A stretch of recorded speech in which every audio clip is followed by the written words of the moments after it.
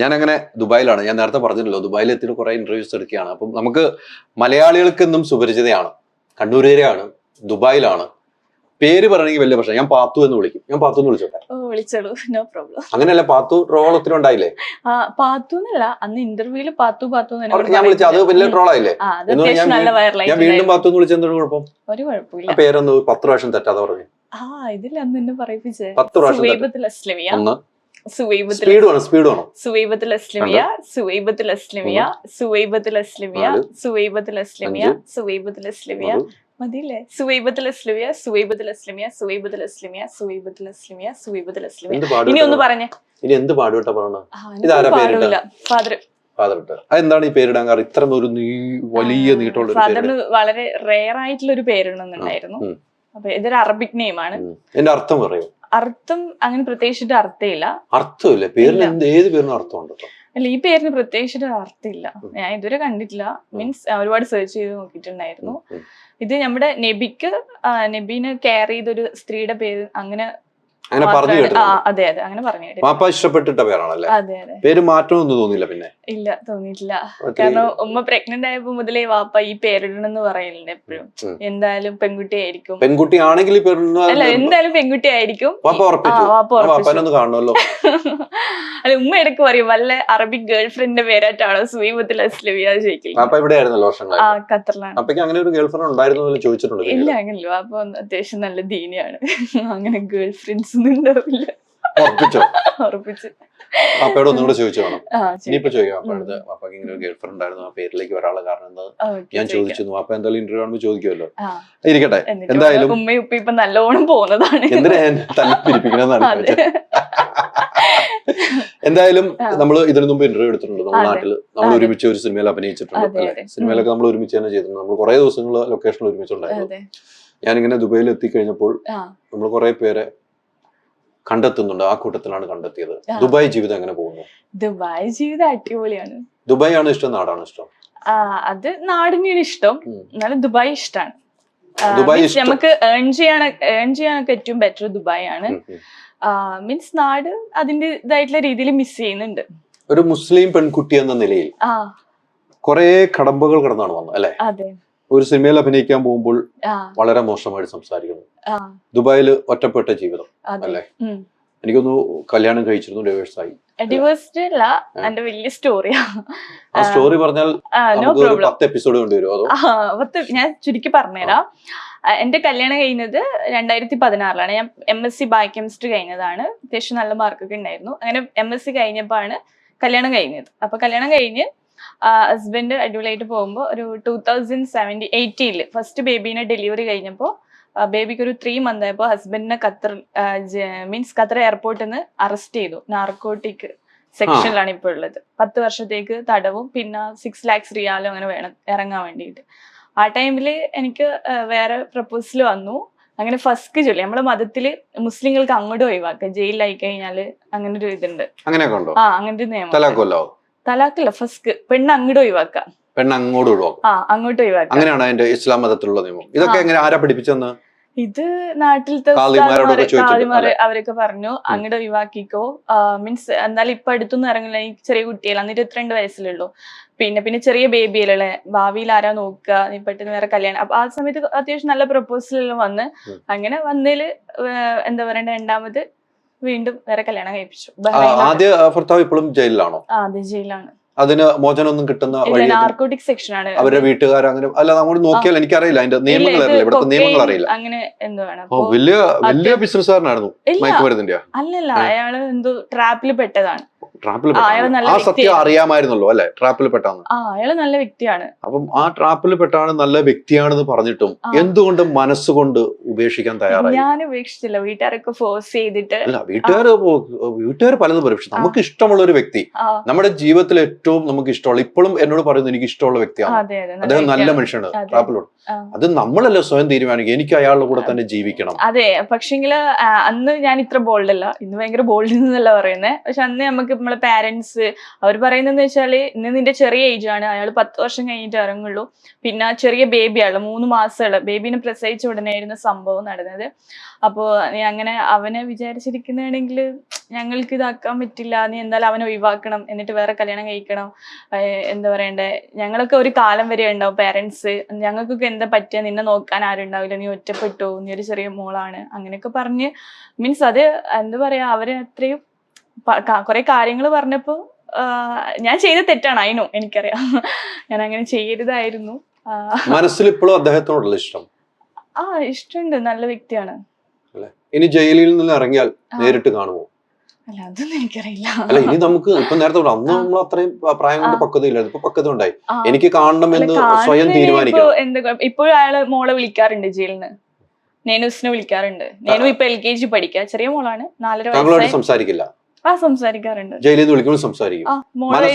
മനസ്സുകൊണ്ട് ഇപ്പോഴും ഇഷ്ടം അദ്ദേഹത്തിന്റെ അടുത്ത്. അദ്ദേഹത്തിന്റെ പേരെന്താണ്? ജാഫറിനെയാണ് ഇഷ്ടം അല്ലെ?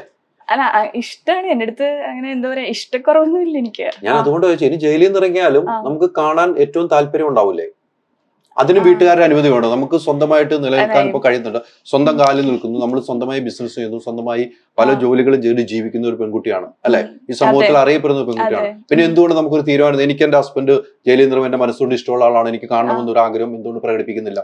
അല്ല, പ്രകടിപ്പിക്കാനിട്ടല്ല, എന്തായാലും കാണുമല്ലോ. മീൻസ് അല്ല, തുറന്നു പറഞ്ഞില്ല എന്നോട്, കാണുമെന്ന് പറഞ്ഞില്ല, എനിക്ക് അറിയില്ല എന്ന് പറഞ്ഞു, അത് കാണുമെന്നാണ് എന്റെ പേര്. അങ്ങനെ ചോദിച്ചാൽ ഇപ്പൊ എന്താ, മേ ബി ഇൻഷാ അല്ലാഹ് കാണുമായിരിക്കും. ഇൻഷാ അല്ലാഹ് എന്തായാലും നമ്മൾ പറയണം, കാരണം നമുക്ക് ജീവിച്ചിരിക്കോ മരിക്കോ അതല്ല പറഞ്ഞു. അപ്പൊ നമ്മൾ കാണും. ആക്ച്വലി ഞാനിപ്പോ വേറെ ആളുടെ വൈഫാണ്, ഡിവോഴ്സ്ഡ് അല്ല, ഞാൻ രണ്ടാമത് വേറെ കല്യാണം കഴിച്ചു. അതെനിക്കറിയാം, അതിലേക്ക് വരുന്നുള്ളൂ. ആദ്യ വിവാഹത്തിലെ ആളെ നമ്മൾ നിൽക്കുന്നത്. ഇപ്പൊ എന്നോട് പറഞ്ഞ രീതിക്ക് അദ്ദേഹത്തിനുള്ള ഇഷ്ടവും അദ്ദേഹത്തെ ഒരു ട്രാപ്പിൽ പെടുത്തിയതാണെന്ന് എല്ലാം അറിഞ്ഞുകൊണ്ടാണ് നമ്മൾ വീട്ടുകാരുടെ നിർബന്ധത്തിൽ വഴങ്ങി നമ്മൾ വേണ്ടാന്ന് വെച്ച ഒരു വ്യക്തിയാണ്. രണ്ടാമത്തെ വിവാഹം ചെയ്തു അല്ലെ? അദ്ദേഹത്തിന് എന്താണ് ബിസിനസ്? അവര് റിവോളിയില് വർക്ക് ചെയ്യാ. അത് ആര്, വീട്ടുകാർ സെലക്ട് ചെയ്ത് തന്ന കല്യാണമാണോ? അല്ല, അവരെ പ്രപ്പോസൽ വന്നതായിരുന്നു. മീൻസ് നല്ല ലവ് മാരേജ് ആണോ അതോ അറേഞ്ച്ഡ് ആണോ? അങ്ങനെ ലവ് മാരേജ് അല്ല, അവരെ പ്രപ്പോസൽ വന്നു, നല്ല ഫാമിലി ആണ്, അങ്ങനെ ബഹ്റൈനിലാണ് അവരെല്ലാരും, ബഹ്റൈനിലേക്ക് കല്യാണം കഴിച്ചു. ഇപ്പൊ എങ്ങനെയാണ് അദ്ദേഹമായിട്ടുള്ള ജീവിതമല്ല മുന്നോട്ട് പോകുന്നത്, അതോ അതും ഞങ്ങള് സെപ്പറേറ്റഡ് ആണ്? എന്താണ് അവിടെ, എന്താണ് ഒരെണ്ണം കഴിഞ്ഞ് അത് ആളുകളുടെ മുമ്പിൽ ചോദിച്ചിട്ടാണ് അല്ലെ? ആളുകൾ അത് താങ്കളെ സംബന്ധിച്ചിടത്തോളം അത് പ്രശ്നമാണ്. ആളുകൾ പോയി ചോദ്യം, ഈ പെൺകുട്ടി ഒരു കല്യാണം കഴിഞ്ഞു. ഞാൻ ആക്ച്വലി ഇവിടെ ഇപ്പൊ ദുബായില് എല്ലാരും കൂടി എന്നെ 10 കല്യാണം കഴിപ്പിച്ചു. കാരണം ഞാൻ ആക്ച്വലി 2 കല്യാണം കഴിഞ്ഞിട്ടുള്ളൂ, പക്ഷെ പുറത്ത് ഗോസിപ്പൊക്കെ ഇങ്ങനെ വരും. ഞാനിപ്പോ ഒരാളെ കൂടെ ഫോട്ടോ ഇട്ട് അതെന്റെ കമന്റ് വരും, ഇത് 4ാമത്തെ ഹസ്ബൻഡ് ആണോ 3ാമത്തെ ഹസ്ബൻഡ് ആണോ, അങ്ങനത്തെ കമന്റ്സ് ഒക്കെ വരിക. പിന്നെ എന്താ പറയാ, ഇവരൊക്കെ കൂടിയിട്ട് ടിക്ടോക്ക് ഇങ്ങനെ ഇവരൊക്കെ കൂടിയിട്ട് കുറെ കല്യാണം കഴിച്ച രീതിയിലൊക്കെ കമന്റ് ഉണ്ടാവും. മീൻസ് ആകെ ഞാൻ 2 കല്യാണം കഴിച്ചുള്ളൂ. ആദ്യത്തെ ഞാൻ പറഞ്ഞില്ല, ആദ്യത്തെ ആളുടെ ഡ്രഗ്സ് കേസിൽ അറസ്റ്റ് ആയതുകൊണ്ട് എന്തായാലും വീട്ടുകാർ നിർബന്ധത്തിൽ വഴങ്ങി കല്യാണം അതിൽ നിന്ന് പിന്മാറി. ഇപ്പോഴും മനസ്സുകൊണ്ട് ഇഷ്ടമുണ്ട്. രണ്ടാമത്തെ കല്യാണം വീട്ടുകാരെല്ലാരും ആലോചിച്ച് ഖത്തറിലുള്ള ഒരാളുമായിട്ട് വിവാഹം ചെയ്യുന്നു, അതിൽ നിന്നും വേർപെട്ടു. അതിനെന്താണ് കാരണം? ഖത്തറിലല്ല, രണ്ടാമത്തെ ബഹ്റൈനിലാണ്. സോറി, മറ്റേ എന്തുകൊണ്ടാണ് അതിൽ നിന്ന് മാറാനുള്ള കാരണം? അത് ഇവിടെ പറയണ ഇന്റർവ്യൂല് പേഴ്സണലാണെങ്കിൽ പറയണ്ട കേട്ടോ, ആളുകൾക്ക് കേൾക്കാൻ താല്പര്യമുള്ള വിഷയമാണ് ഈ പറയുക. ഞാൻ ഉള്ളിലേക്ക് ഇറങ്ങി മന്തി എടുത്തു പറയാം. നല്ല ഇഷ്ടത്തിൽ തന്നെ പോയതായിരുന്നു ആളെ. പിന്നെ കുറച്ച് വേറെ ലേഡീസ് ആയിട്ടുള്ള കുറച്ച് ഫോട്ടോസ് വീഡിയോസ് ഒക്കെ പിടിച്ചതുകൊണ്ട് ഞാൻ അങ്ങനെ ബഹ്റൈനിൽ നാട്ടിലോട്ടേക്ക് വന്നു. പുള്ളിയുടെ കയ്യിൽ നിന്നുണ്ടായ തെറ്റ് നമ്മൾ നേരിട്ട് ഫോട്ടോസും വീഡിയോസും കണ്ടുകൊണ്ട് നമ്മളെ ചതിക്കുന്ന പോലെ ഉള്ള ഒരു വ്യക്തി. ഞാൻ രണ്ടാമത്തെ ആളെ ജെന്യൂൻ ആയിട്ട് തന്നെയാണ് ഇഷ്ടപ്പെട്ടത്. നല്ല ഇഷ്ടത്തിൽ തന്നെ മുമ്പോട്ട്. ജീവിതത്തിൽ ഭയങ്കര ചതി കിട്ടുന്നു അല്ലെ? അതെ, അല്ല മാരേജ് ലൈഫ് മാത്രം എന്റെ ലൈഫിൽ എന്താ പറയാ ഫ്ലോപ്പ് ആയിട്ടുള്ളൂ, ബാക്കിയെല്ലാം അടിപൊളിയാണ്. കാരണം ഞാൻ PG വരെ പഠിച്ചത്, മീൻസ് PG വരെ എന്നെ വീട്ടുകാർ വളർത്തിയെന്ന് വെച്ചാൽ ഞാൻ ഒരു മോളാണ്, എനിക്ക് 2 ബ്രദേഴ്സ് ആണ്. പക്ഷെ സങ്കടം എന്താ ഞാൻ അറിഞ്ഞിട്ടില്ല. മീൻസ് എനിക്ക് ഞാൻ പറയുന്നില്ല വാങ്ങിച്ചു തരും, അത്ര എന്നെ ഇഷ്ടത്തിലാണ്. പേരൻസ് ആണെങ്കിലും ഞാൻ ജനിച്ചു വളർന്ന നല്ലൊരു ഫാമിലി ഇതാണ്. അപ്പോൾ നമുക്ക് ഫാമിലിയൊക്കെ നല്ല ഇതായിട്ട് നല്ല സ്നേഹത്തിൽ വളർന്ന് അങ്ങനെ നിന്നത്. പക്ഷെ ആഫ്റ്റർ മാരേജ് ലൈഫ് ഞാൻ കുറച്ച് സ്ട്രഗിൾ ചെയ്തിട്ടുണ്ട്. ആദ്യത്തെ മാരേജ് ഞാൻ പറഞ്ഞില്ല, ഈ ഒരു ഇഷ്യൂ വന്നപ്പോൾ, പിന്നെ രണ്ടാമത്തെ ഇത് വന്നപ്പോൾ കുറച്ച് സങ്കടപ്പെട്ടിട്ടുണ്ട്. പിന്നെ ഇപ്പൊ ഓക്കെ, ഹാപ്പിയാണ്. സിംഗിൾ മോം, ഇപ്പൊ ഒന്നും ഇതാണ് അടിപൊളി ലൈഫ്. ഇപ്പൊ ടെൻഷൻസ് ഒന്നും ഇല്ല. നമുക്കൊരു കൂട്ടാളി വേണ്ടേ? നമ്മൾ എല്ലാവരും പ്രായമാവും അല്ലെ? അതെ നമുക്കൊരാൾ വേണ്ട, എന്നും വാപ്പയുടെ ഉമ്മയുടെ തണലിൽ ജീവിക്കാൻ പറ്റില്ല. ഇല്ല, ഇപ്പൊ ഞാൻ തന്നെയാണ് എല്ലാ കാര്യങ്ങളും ചെയ്യുന്നത്. ഇപ്പൊ എനിക്ക് പ്രൗഡ്, അത്യാവശ്യം ഞാൻ ഏൺ ചെയ്യുന്നുണ്ട് നല്ല രീതിയിൽ. തീർച്ചയായിട്ടും തീർച്ചയായിട്ടും. ഇപ്പൊ സ്വന്തം കാലിൽ നിൽക്കുന്നുണ്ട്. എനിക്ക് എന്റെ മക്കളെ നല്ല രീതിയിൽ നോക്കാൻ പറ്റുന്നുണ്ട്. പിന്നെ എന്റെ ഹസ്ബൻഡൊന്നും എന്റെ മക്കളെ കാര്യം നോക്കില്ല. ആദ്യത്തെ ഹസ്ബൻഡ് ജയിലായതുകൊണ്ട് അവർക്ക് നോക്കാൻ പറ്റില്ല. മീൻസ് രണ്ടാമത്തെ ഹസ്ബൻഡാണ് ഇന്നുവരെ കുട്ടീനെ കണ്ടിട്ടില്ല. 2 കുട്ടികളുണ്ട്, രണ്ട് കുട്ടികളുണ്ട്. രണ്ടാമത്തെ ഹസ്ബൻഡ് ഇന്നുവരെ കുട്ടീനെ കണ്ടിട്ട് പോലും ഇല്ല. മോൾക്ക് 3 വയസ്സായി കഴിഞ്ഞ വീക്ക്. കാണണമെന്ന് പോലും തോന്നിയിട്ടില്ല. ഇല്ലാത്തതുകൊണ്ടായിരിക്കില്ലേ കാണാൻ വരാത്തത്? ഇല്ല, ഇതുവരെ ഒന്നുമില്ല. ആദ്യത്തെ ഹസ്ബൻഡാണ് വിളിക്കുന്നത്. ആദ്യത്തെ ഹസ്ബൻഡ് മോളെ വിളിക്കാറുണ്ട്. സത്യസന്ധമായ സ്നേഹം അദ്ദേഹത്തിനാണ് ഉണ്ടായിരുന്നതെന്ന് ഇപ്പൊ വിശ്വസിക്കുന്നു. അങ്ങനെ നമുക്ക് തോന്നും. എന്തായാലും ഒരു സ്വന്തം കുട്ടീനെ, ഓക്കെ, ഞാനും ഹസ്ബൻഡ് തമ്മില്, ഹസ്ബൻഡ് ഇഷ്യൂ കാരണമാണ് ഞാൻ നാട്ടിലേക്ക് വരുന്നത്. എന്റെ ഈ ഫോണിൽ ഇപ്പോഴും പ്രൂഫ് എല്ലാം ഇരിപ്പുണ്ട്. ഓക്കെ, അപ്പം എന്നിട്ട് പോലും അവര് ആ മോളെ പ്രഗ്നന്റ് ആയ ടൈമിലാണ് ഈ ഒരു ഇഷ്യൂ നടക്കുന്നത്. എന്നിട്ട് ആ കുട്ടീനെ ഇന്നൊരാൾ കണ്ടിട്ടില്ല. അത് എനിക്ക് തോന്നുന്നില്ല നല്ലൊരു ഫാദറിന് ഒരിക്കലും സ്വന്തം കുട്ടീനെ കാണാണ്ടിരിക്കാൻ പറ്റുമെന്ന് തോന്നുന്നില്ല. നിയമപരമായിട്ട് വേർപെട്ടോ? ഇല്ല, സെപ്പറേറ്റഡ്. ഒന്നും നിയമപരമായിട്ടൊന്നും. അല്ല, അത് നിയമപരമായിട്ട് വേണ്ടേ? നമുക്ക് നമ്മുടെ ഭാവിയിൽ അത്രയും ഒരു കാര്യത്തിലേക്ക് പോകണ്ട. നമ്മൾ ഡിവോഴ്സ് എന്ന് പറയുന്ന കാര്യം നമ്മൾ മതപ്രകാരമാണെങ്കിൽ നമുക്ക് തലാഖ് എന്നുള്ള കാര്യമുണ്ട്. നാട്ടില് പിന്നെ കുറച്ച് നിൽക്കണം, കോർട്ട്, അങ്ങനെ. അതുകൊണ്ട് ഇപ്പൊ ഞാനിവിടെ വർക്ക് ചെയ്യുന്നുണ്ട്, ബിസിനസ് ചെയ്യുന്നുണ്ട്. ഞാൻ ഇതിലൊക്കെ കോൺസെൻട്രേറ്റ് ചെയ്തിട്ട് പോവാ. ഈ രണ്ടാമത്തെ സ്വയം വേണ്ടാന്ന് വെച്ചാണ് വീട്ടുകാർ അതിലും നിർബന്ധിച്ചു? നമ്മൾ തന്നെയാണ് ഇദ്ദേഹത്തെ കുറിച്ച് ഇത് കണ്ടപ്പോ എനിക്ക് ഇഷ്ടം പോയി. കാരണം ഞാൻ ഭയങ്കരമായിട്ട് സ്നേഹിക്കും. എന്നെ ചതിച്ച് തോന്നിക്കഴിഞ്ഞാൽ പിന്നെ എനിക്ക് സ്നേഹിക്കാൻ. വീട്ടുകാരോട് പറഞ്ഞു? ഞാനപ്പോ തന്നെ ഞാൻ സൂയിസൈഡ് ഒക്കെ ചെയ്യാൻ നോക്കിയത് ആ ടൈമിൽ. അത് പിടിച്ചപ്പോ. എത്ര വർഷം ആത്മഹത്യ? അങ്ങനല്ല, ആ ടൈമില് സത്യം പറഞ്ഞ കയ്യിന്ന് പോയി. കാരണം ഞാൻ പ്രയാസമായി. അത്രയും ജെന്യൂൻ ആയിട്ട് ഞാൻ ആളെ സ്നേഹിച്ചു. കാരണം രണ്ടാമത്തെ ആളെയൊക്കെ മറന്ന്, അല്ല, ആദ്യത്തെ ഹസ്ബൻഡൊക്കെ മറന്ന് രണ്ടാമത്തെ ഹസ്ബൻഡ് ഞാൻ ജെന്യൂൻ ആയിട്ട് അത്രയും ഇഷ്ടപ്പെട്ടതാ. എന്നിട്ട് പോലും ആൾ എൻ്റെ അടുത്ത് ഇങ്ങോട്ട് സിൻസിയർ എല്ലാം തോന്നിയപ്പോ, കാരണം ഞാൻ എന്താ പറയാ, എന്റെ ഹസ്ബൻഡ് എല്ലാവർക്കും അങ്ങനെ തന്നെ ആയിരിക്കും. അവരവരെ ഹസ്ബൻഡ് നമ്മള് മാത്രമായിരിക്കണം ഭയങ്കര പൊസസീവ് ആയിരിക്കും. ഞാനും അതുപോലെ തന്നെ ഭയങ്കര പൊസസീവ്. അതെ, ഞാൻ ഒരിക്കലും ഹസ്ബൻഡ് ഇങ്ങനെ പ്രതീക്ഷിച്ചിട്ടുണ്ടായിരുന്നില്ല. വേറെ പെൺകുട്ടികളായിട്ടുള്ള റിലേഷൻ ഒന്നും പ്രതീക്ഷിച്ചിട്ടുണ്ടായിരുന്നില്ല. പക്ഷെ ഞാൻ അങ്ങനെ ഫോണിൽ കണ്ടു. പിന്നെ കുറച്ച് എന്താ പറയാ, കുറച്ച് സംഭവങ്ങളൊക്കെ വീട്ടിൽ നിന്ന് കുറച്ച് ഇപ്പൊ പറയാൻ പറ്റില്ല. വളരെ തീർച്ചയായിട്ടും അത് നമുക്ക് പറയണമെന്നില്ല. ഈ ആത്മഹത്യാ ശ്രമം നടത്തിയിട്ട് അത് അപ്പൊ കുട്ടികളുടെ മുഖം നമ്മുടെ ഫ്രണ്ടിൽ വന്നില്ലേ? ഒരു മോളെ ഉണ്ടായിരുന്നു, നെയ്നൂസ്. ആ ടൈമില് മറ്റേ മോളെ പ്രഗ്നന്റ് ആയിരുന്നു. നെയ്നു മമ്മി എന്ന് പറഞ്ഞിട്ട് ഇങ്ങനെ എനിക്ക് ഇപ്പോഴും ഓർമ്മ ഉണ്ടായത്. ഒറ്റയ്ക്ക് വീട്ടിൽ വെച്ചാണോ? അവിടെ ബഹ്റൈനിലായിരുന്നു ഞാൻ, ബഹ്റൈനില്. അപ്പൊ മമ്മി എന്ന് പറഞ്ഞപ്പോ എന്തിന് നമ്മളെ വേണ്ടാത്ത ഒരാൾക്ക് വേണ്ടിട്ട് നമ്മള് മരിക്കുന്നത്? നമ്മളെ ഇഷ്ടപ്പെടുന്നത് നമ്മളെ ഉമ്മ, ഉപ്പ, എന്റെ ഏട്ടൻ, അനിയന്, എന്റെ കുട്ടി. അപ്പൊ അവർക്ക് ഞാൻ മരിച്ചു കഴിഞ്ഞാൽ അവർക്ക് ഒരു നഷ്ടവും ഇല്ല എന്റെ ഹസ്ബൻഡിന്. കാരണം എന്ന് വെച്ചാല് എന്റെ ഹസ്ബൻഡിന് വേറെ പെണ്ണ് കിട്ടും, ഓക്കെ, അവനക്ക് അത്രേ ഉണ്ടാവുള്ളൂ. പക്ഷെ എന്റെ പാരന്റ്സിനായിക്കോട്ടെ, എന്റെ ഇക്കാക്കായിക്കോട്ടെ, അനിയനായിക്കോട്ടെ, എന്റെ മോൾക്കായിക്കോട്ടെ, അവർക്ക് ഒരിക്കലും എന്നെ പോലെ ഒരു പെങ്ങളോ ഒരു മോളോ അല്ല ഒരു ഉമ്മയോ അവർക്ക് ഒരിക്കലും കിട്ടില്ല.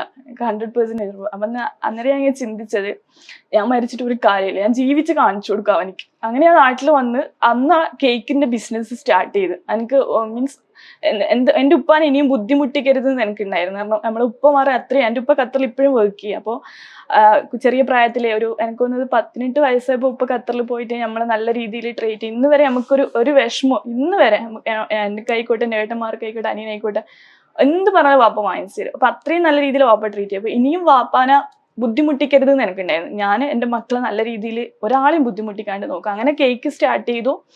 ഒരിക്കലും കേക്ക് ഇത്ര സക്സസ്ഫുൾ ആവുമെന്ന് വിചാരിച്ചിട്ടില്ല. പക്ഷെ നല്ല രീതിയിൽ സക്സസ് ആയി. ഒരുപാട് അവാർഡ്സ് ഒക്കെ കിട്ടി. പിന്നെ ഒരുപാട് ഓർഡേഴ്സ് വരാൻ തുടങ്ങി. 4-5 ഡിസ്ട്രിക്റ്റിൽ നമ്മൾ ഡെലിവറി തുടങ്ങി. ലോക്ക്ഡൌണിന്റെ ടൈമിലായിരുന്നു. അപ്പൊ അങ്ങനെ വൈറലായത് കേക്കിന്റെ ഇതില്. അപ്പൊ അത്യാവശ്യം ഏൺ ചെയ്തു, മക്കളൊക്കെ നോക്കാൻ തുടങ്ങി. പിന്നെ ഹാപ്പിയായി. അല്ല, ഈ കണ്ണ് പറയുമ്പോ എനിക്ക് മനസ്സിലാവുന്നുണ്ട് എന്തുമാത്രം ബുദ്ധിമുട്ടിയാണ് ആളുകളുടെ മുമ്പിലേക്ക് എത്തി നമ്മള്. അല്ല, എനിക്ക് ആദ്യമൊക്കെ ഭയങ്കര വിഷമം. ഞാൻ സത്യം പറഞ്ഞാൽ ആ ഒരു ടൈമില് ആ ഒരു ഇഷ്യൂ നടന്നില്ല, രണ്ടാമത്തെ ഹസ്ബൻഡ്. അന്നേരം പിന്നെ ഇപ്പൊ നമ്മളെ ഫാമിലിയിൽ കല്യാണോ അങ്ങനെ ഫംഗ്ഷൻസ് ഒക്കെ ഉണ്ടാവില്ല. അപ്പൊ ആ ടൈമിലൊന്നും ഞാൻ പോയില്ല. എനിക്ക് പോവാത്തെന്ന് വെച്ചാല് എൻ്റെ അടുത്ത് എല്ലാവരും ചോദിക്കുക, എന്റെ ആദ്യത്തെ ഹസ്ബൻഡ് അങ്ങനെയാ, രണ്ടാമത്തെ ഹസ്ബൻഡ് മീൻസ് എന്തായാലും സമൂഹത്തില് ഒരു പെണ്ണ് ഒറ്റയ്ക്ക് ജീവിക്കുമ്പോൾ എന്തായാലും കുറ്റപ്പെടുത്തൽ ഉറപ്പായിട്ടുണ്ടാവും. അപ്പോൾ അതുകൊണ്ട് തന്നെ ഞാനും മാക്സിമം ആൾക്കാരുള്ള ഫംഗ്ഷനിൽ എടുത്തൊന്നും ഞാൻ പോയില്ല. അപ്പൊ ഉമ്മ ഇങ്ങനെ പറയുന്നത് എന്ത് പോവാതെ? അമ്മ എനിക്ക് ചോദിക്കുമ്പോൾ താങ്ങാൻ പറ്റില്ല. അവർക്ക് ഇങ്ങനെ നമുക്ക് എക്സ്പ്ലെയിൻ ചെയ്ത് കൊടുക്കാൻ പറ്റില്ല. എൻ്റെ ആദ്യത്തെ ഇങ്ങനെയാണ്, രണ്ടാമത്തെ ഇങ്ങനെയാണ് എക്സ്പ്ലെയിൻ ചെയ്ത് കൊടുക്കാൻ പറ്റില്ല.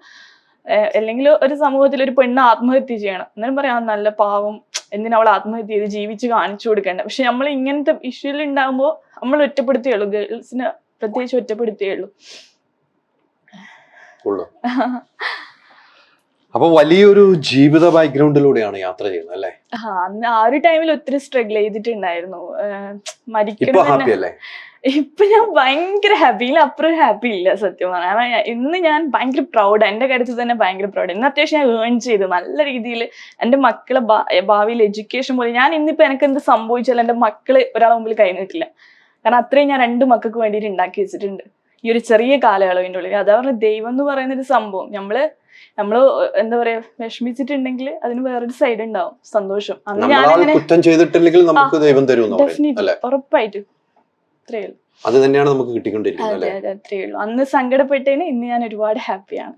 ഈ സങ്കടങ്ങളെല്ലാം മനസ്സിൽ ഒതുക്കിയിട്ടുകൊണ്ടാണല്ലോ ആളുകളുടെ മുമ്പിൽ പോയി ചെയ്യാവുന്ന നമ്മള് ടിക്ടോക്ക് ആണെങ്കിൽ ചെയ്ത്, അല്ലെങ്കിൽ ഒരു ഉദ്ഘാടന ഫംഗ്ഷൻ പോകുമ്പോൾ നമ്മൾ ഹാപ്പിയായ മുഖത്തോടി. ഞാൻ ഇതുവരെ അസ്ലമിനെ ഇങ്ങനെ കരഞ്ഞു പോകാൻ കണ്ടിട്ടില്ല. ഞാൻ എല്ലാവരുടെ അടുത്ത് ഇങ്ങനെ ചിരിച്ചു. അപ്പൊ എന്റെ അടുത്ത് ഇങ്ങനെ ചോദിക്കും എനിക്ക് ഇത്രയും സങ്കടം ഉണ്ടായിരുന്നു. ഇപ്പൊ റീസെന്റ്ലിയാണ് ഞാൻ ഇതൊക്കെ പറയാൻ തുടങ്ങി. ഇതുവരെ ഞാൻ എല്ലാം ഹൈഡാക്കി വെച്ചിട്ട് ഒന്നും ആരുടെ അടുത്ത് പറയലുണ്ടായിരുന്നില്ല. പക്ഷെ ഇപ്പൊ റീസെന്റ് പറയാൻ കാരണം എന്ന് വെച്ചാൽ എന്റെ 2ാമത്തെ ഹസ്ബൻഡ് പറഞ്ഞു അവള് ഫിലിമിലേക്ക് പോയപ്പോ അവളെ എന്നെ ഒഴിവാക്കിയതാണ്, അവൾക്ക് വേറെ അഫെയർ ഉണ്ട്, അങ്ങനെയൊക്കെ പറയാൻ തുടങ്ങിയപ്പോ ഞാൻ പിന്നെ എന്തിനിപ്പോ നമ്മളൊരു തെറ്റും ചെയ്യാണ്ട് നമ്മളെന്തിനിങ്ങനെ കഷ്ടപ്പെടുന്നു, വീണ്ടും എന്തിനു സ്ട്രഗിൾ ചെയ്യേണ്ട ആവശ്യം, എന്താ ഓപ്പൺ ആയിട്ടുള്ള നമുക്ക് പറയാം. കാരണം അവരത് വേറെ എന്തൊക്കെയോ ഫേക്ക് ആക്കിയിട്ട് പറയുന്നു. അവളിപ്പോ വലിയ സെലിബ്രിറ്റി ആയപ്പോ എന്നെ ഒഴിവാക്കിയതാണ് അങ്ങനെ. പക്ഷെ അങ്ങനെയൊന്നല്ല നടന്നത്. ബഹ്റൈനിൽ ഈ ഒരു ഇഷ്യൂ നടന്ന് അതിന്റെ എല്ലാ പ്രൂഫും എന്റെ ഈ ഫോണിലുണ്ട്. അതിനുശേഷം ഞാൻ നാട്ടിലോട്ടേക്ക് വന്നത്. എല്ലാവർക്കും അറിയാം, എന്റെ ഫാമിലിക്ക് അറിയാം, അവരുടെ ഫാമിലിക്ക് അറിയാം സത്യാവസ്ഥ. ഇനിയിപ്പോ നിയമപരമായിട്ടുള്ള നടപടിയിലേക്ക് പോകണം പിന്നീട് അല്ലേ? അതിനെപ്പറ്റി ഞാൻ ഇപ്പൊ ഒന്നും ചിന്തിക്കുന്നില്ല. വീട്ടുകാരൊക്കെ ആലോചിച്ച് ചെയ്യട്ടെ അല്ലേ? അതൊക്കെ അവര്. ഇപ്പൊ ജീവിതം എങ്ങനെ പോകുന്നു? അടിപൊളിയായിട്ട് പോകുന്നു. ഇപ്പൊ എന്താ പറയണ്ടേ, ഇപ്പൊ പുറത്തുള്ളവർക്ക് ഭയങ്കര ഹാപ്പി. എല്ലാവരും വന്ന് സെൽഫി എടുക്കും സുവൈബത്തുൽ അസ്ലമിയിലെ വെച്ചിട്ട്. കാരണം എന്റെ പേര് ഒരാൾക്കും മീൻസ് ഞാനൊരു 10 പ്രാവശ്യം പറഞ്ഞു കൊടുത്താൽ ഒരാൾക്ക് എന്റെ പേര് മനസ്സിലായി. ഇപ്പൊ ഇങ്ങോട്ട് വന്നിട്ട് ഹലോ ഗൈസ് അസ്സലാമു അലൈക്കും ഇറ്റ്സ് മീ സുവൈബത്തുൽ അസ്ലമിയിലെ എന്ന് പറഞ്ഞിട്ട് വന്ന് സെൽഫി എടുക്കുമ്പോ ഭയങ്കര പ്രൗഡായിട്ട് തോന്നുന്നുണ്ട്. അന്ന് അപ്പൊ ഞാൻ വിചാരിക്കാം അന്ന് ഞാൻ മരിച്ചിട്ടുണ്ടെങ്കിൽ ഒന്നും ഇല്ല, മീൻസ് കുറച്ചു പേര് ഇങ്ങനെ സങ്കടം പറയും തീർന്ന്. പക്ഷെ ഇന്നെന്താ ഇപ്പൊ എന്റെ മക്കൾക്കൊക്കെ എന്താ പറയണ്ടേ, മീൻസ് അന്ന് ഞാൻ എന്തെങ്കിലും ചെയ്തിട്ടുണ്ട് മക്കൾ ആരും നോക്കാനുണ്ടാവില്ല. പിന്നെ അത്യാവശ്യം മക്കൾക്കൊക്കെ വേണ്ടി ഉണ്ടാക്കി വെച്ചു. അൽഹംദുലില്ലാഹ് ഹാപ്പിയാണ്. ജീവിതം അവസാനിപ്പിക്കാൻ പോയത് പുനർജന്മമാണ്. അതെ അതെ അല്ലെ? ആ പുനർജന്മം എന്റെ മോളെ ആ ഒറ്റ വിളിന്നാണ് ഞാൻ പിന്മാറിയത്. മോൾക്ക് അന്ന് എത്ര വയസ്സുണ്ടായിരുന്നു? മോൾക്ക് അന്ന് 1 വയസ്സ്. ചെറിയ മോളാ. മമ്മീന്ന് അങ്ങനെ തുടങ്ങുന്ന ആള് സംസാരിക്കാൻ. ഞാൻ ഇങ്ങനെ ഉറക്ക വാതിൽ അടച്ചിട്ട് വാഷ്റൂമിന്റെ വെയിൻ കട്ടിയാൻ പോയതാ. അപ്പൊ ഈ മമ്മി എന്ന് പറയാം, അവർക്ക് അറിയില്ല എന്താ ചെയ്യുന്നൊന്നും അറിയില്ല. പക്ഷെ കുട്ടികള് വാതിലടച്ചു കഴിഞ്ഞാൽ കരയൂലേ. അപ്പൊ ഒറ്റ വിളിയില് പെട്ടെന്ന് എന്താ മൈൻഡ് മൊത്തം മാറി. പിന്നെ ഉമ്മ, ഉപ്പ, അക്കാക്ക, അനിയന് ഇവരെല്ലാം ഓർമ്മ. ആത്മഹത്യ എന്ന് പറഞ്ഞാൽ നമുക്ക് ഒരു സെക്കൻഡ് ഉണ്ടായത്. ആ ഫോട്ടോ വീഡിയോസ് കണ്ടപ്പോ അതെ അതെ ഒരാള് നമ്മളെ വിളിച്ചാൽ അതിൽ നമ്മൾ പിന്തിരിയുന്നതാണ് ഞാൻ കേട്ടിരിക്കുന്നത്. അങ്ങനെയാണ് ഈ പോലീസും ഡോക്ടേഴ്സും ഒക്കെ പറഞ്ഞ് ഞാൻ കേട്ടിരിക്കുന്നത്. ഒന്ന് നമ്മള് ആ ഒരു വീഡിയോ കണ്ടപ്പോ പിന്നെ എനിക്ക് ഒന്നും ഓർമ്മയില്ല. പിന്നെ എനിക്ക് എന്നെ തന്നെ എന്റെ ഓർമ്മയുണ്ടായിരുന്നില്ല, എന്താ ഞാൻ ചെയ്യുന്നത് പോലെ എനിക്ക് ഓർമ്മ ഉണ്ടായിരുന്നില്ല. കാരണം പെട്ടെന്ന് എന്തൊക്കെയോ മൈൻഡ് മൊത്തം ഒരു ബ്ലാങ്ക് ആയി പോയിട്ടുണ്ടായിരുന്നു. ഇപ്പം ദുബായില് ശരിക്കും അറിയപ്പെടുന്ന ഒരു വലിയ താരമാണ് അല്ലെ?